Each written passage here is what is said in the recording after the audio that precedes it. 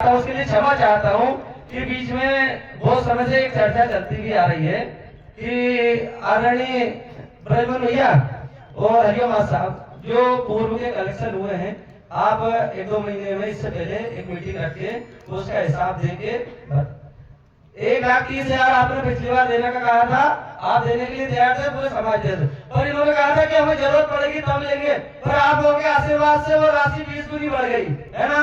तो अपना फर्ज है कि कोरोना के कारण यदि समाज ने एक पैसा भी दिया है तो उसको वो चाहे कहीं भी रहा, कहीं भी रहेगा, उसका कोई विषय नहीं है, पर उसका हिसाब हो जाए कि भविष्य में कागज घूमते हैं, रसीद गिट्टियां घूमती है, बहुत सारी चीजें होती है, चूहे खा जाते हैं, बहुत सारी चीजें होती है।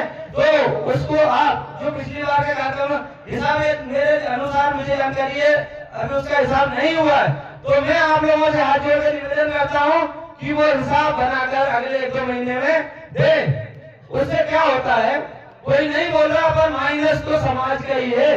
एक व्यक्ति ने भी, किसी ने बोला 50,000 लोगों में एक व्यक्ति ने भी कहा कि हमारा पिछली बार का कलेक्शन हुआ था उसका हिसाब नहीं मिला, ये वाले दे दिया, वो समिति ने दे दिया, वो समिति ने दे दिया, पर वो कोरोना का समय जो हुआ वो हिसाब क्यों नहीं दे रहे हैं। तो मन में शंका होती है किन्हीं कारणों से नहीं मिल पाया है, पर ऐसा नहीं है कि कोई हिसाब उन्होंने उनके पास रखा है।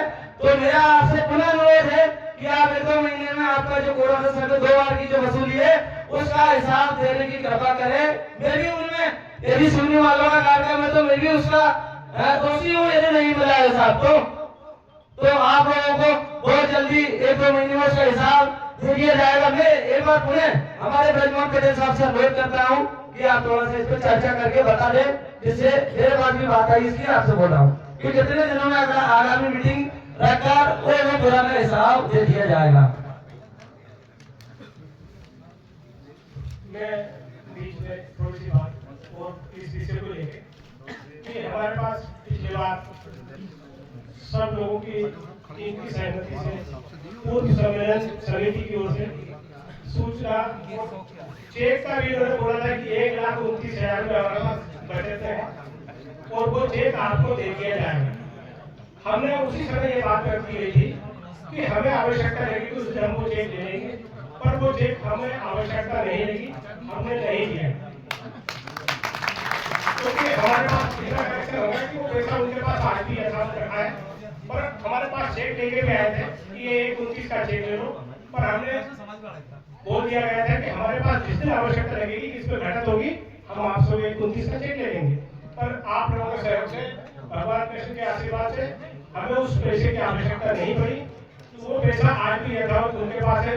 क्या गुरुदेव मैं सही कह रहा हूँ? क्या वो चेक आपके पास ही है आज भी? हाँ, गोपी जी के नाम से रखा हुआ आज। हाँ, बना के आपके पास ही रखा है। हाँ, मैं बोला था उसी को कि हमें लाके देने की कोशिश की, पर हमने उसे रोक दिया कि हमें आवश्यकता लगेगी उसकी तो हम ले लेंगे, पर हमने लिया नहीं, पर सर ने बना के रख दिया था। अब मैं आगे जैसा अभी हमारे पटेल साहब ने रफी भाई ने बोला, और भी वो लोग मेरे कानों तक चर्चा भी निकली और बहुत पहले भी निकली थी, लेकिन उस बीच के बाद में जो बीच का पीरियड गया, इनको पूरी जो मेरे पास था वो पूरा दिया गया, रसीद गट्टी इन्हीं के पास थी, जिसमें मेरे दस्तखत थे, वो रसीद गट्टी मेरे पास है, जो कलेक्शन किया था पूरा करके 1,29,000 रुपए उसमें बचा था। ये जरूर है कि वो उस रोज लेके आ नहीं पाए, समाज में दिया नहीं, लेकिन अगर ऐसा ही है तो आगामी कोई समाज की बैठक होगी तो एक डीजेवाड़ा में पुनः रखकर हिसाब दे दिया जाएगा, ठीक है। 1,29,000 रुपए था, मतलब ऐसा नहीं कि हवा में दे दिया पैसा कि 1,29,000 बचा, 1,29,000 मतलब हिसाब होने के बाद ही दिया, लेकिन वो किन्हीं कारणों से कोरोना और जो बीच में आने की वजह से वो हिसाब नहीं, बाकी हिसाब आज भी व्यवस्थित रखा हुआ है, सारी चीज है। हम जब भी चाहेंगे 8-15 दिन में, और जब भी चाहेंगे तो अपन वहाँ पे मीटिंग रख के, ये वाला में एक मीटिंग रख देंगे या बाबे में रख देंगे, जहाँ भी हो वहाँ मीटिंग रखे, आप उसका हिसाब ले लेना, क्योंकि एक आदमी के पास तो पैसा था नहीं जो खा ले भाई, इसमें कितने जुड़े हुए आदमी ऊपर से नीचे तक कोई खा तो सकता नहीं, किसी ने गड्डी का हिसाब लिया था, किसी के पास कुछ है, सबके अपने अपने दस्तखत है, ऐसा नहीं है कि किसी ने, बस जितना ही हुआ था कि उसका हिसाब वो कारणों से दे नहीं पाए, तो बीच में विलम्ब हुआ था, कोरोना काल भी चल रहा था, विलम्ब हुआ था, इसलिए दे नहीं पाए। बाकी हिसाब हो गया था। हिसाब करने के बाद ही फिगर निकल के आया था 1,29,000 रुपए। तो वही है, आप जब भी चाहें या सार्वजनिक तौर पे बोलो तो व्हाट्सएप इस पर या फिर मीटिंग बुलवा के किसी को भी दे सकते हैं। अगर यही बात आप 4 दिन पहले कह देते तो वो आज ही रजिस्टर आगे करा देते, एक ही मीटिंग में काम हो जाता, कोई दिक्कत नहीं था। ऐसी कई जगह बातें आई, मैं तो सुनते रहता हूँ, लेकिन क्या है सामने आ, अपन तो ईमान खाने के लिए सदा तत्पर रहते हैं। नर्मदा मैया को चले, जय श्री कृष्ण जी बैठे, 1 रुपया भी खाया हो, आज तक सम्मेलन के पैसे से चाय भी पी हो, सम्मेलन के पैसे से अगर कहीं गए हैं तो चाय भी नहीं पी हमने। और ऐसा नहीं कि 450 रुपए का बिल बनाओ, 400 रुपए दिए तो 450 रुपए लेंगे, नहीं, 400 रुपए लिखाएंगे बिल, आपका बाकायदा 450 रुपए का रहेगा, लेकिन पे किया उसमें लिखा रहेगा 400 रुपए। और आज तक अपने जीवन में तो शायद हमने चाय नहीं पी। हाँ, 1,000-2,000 रुपए की बोली बोलता हूँ, लेकिन सम्मेलन के दौरान दे दिए, जेब में रखा रहा हो, नाम नहीं लिखवा पाया हो, भाई हो जाता है उतनी भीड़ में, मान लो दे दिए, बेशक बहुत रसीद कट जाती थी, इन नरहरि भैया ने दे दिए तो रसीद कट जाती।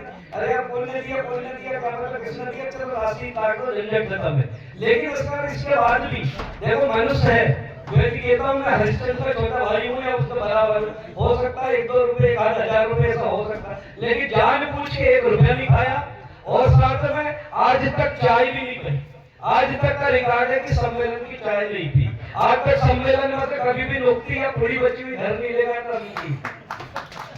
मैं ले ही नहीं जाता, मेरे कहते हैं प्रसाद में कि नहीं, क्योंकि कल समाज के सामने ईमान खाने की बारी आ गई तो खाने के लिए जिंदा रहना चाहिए। इसी आशा और विश्वास रखो, जब भी चाहोगे हिसाब, चाहोगे नहीं हम देंगे, हिसाब मिलेगा। और भगवान ना करे कभी किसी पैसे खाने के लिए। तो जय श्री राधे, जय श्री कृष्ण।